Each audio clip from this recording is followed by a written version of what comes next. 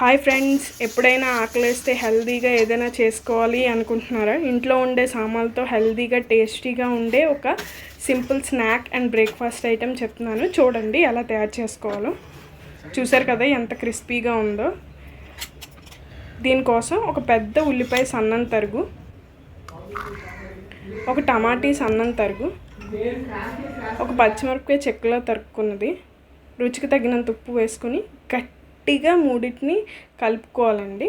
దాని తర్వాత ఒక కప్పుడు గోధుమ పిండి వేసుకుంటున్నాను. చూసారు కదా, ఈ కన్సిస్టెన్సీలో ఉండాలి. బాగా కలుపుకోండి. దాని తర్వాత వాటర్ పోసుకోండి. మరీ దోసపిండిలాగా ఉండకూడదు, కొంచెం గట్టిగానే ఉండాలి. చూసారు కదా, ఇలా ఉండాలి. బాగా కలుపుకోవాలి. ఎంత కలుపుకుంటే అంత టేస్టీగా ఉంటుంది ఈ దోశ అయితే మాత్రం. దీనికోసం ఈలోపు పెనం వేడి చేసుకోండి. చూసారు కదా, పెనం బాగా వేడెక్కింది. ఇప్పుడు దీంట్లో ఒక టేబుల్ స్పూన్ నూనె వేసుకుంటున్నాను.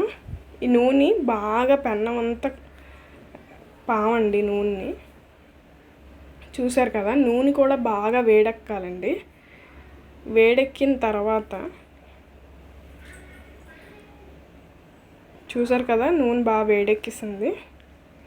మన పిండిని ఇలా పోసుకొని చేతితో అదుముకోవాలండి పల్చగా ఉండడానికి.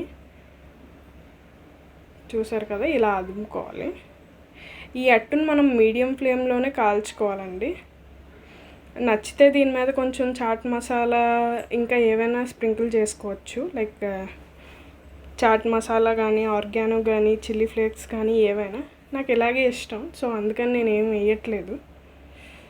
చీజ్ కూడా వేసుకోవచ్చు. చూసారు కదా ఎంత బాగా కాలుతున్నదో.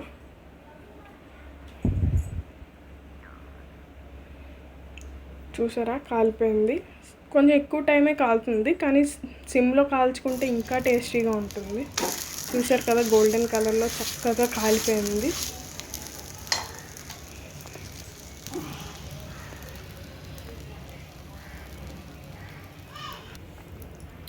చూసారా, మన టేస్టీ అట్టు తయారైపోయింది. అంతే ఫ్రెండ్స్, చాలా simple and easy recipe.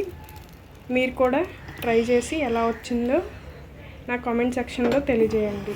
Thank you, bye.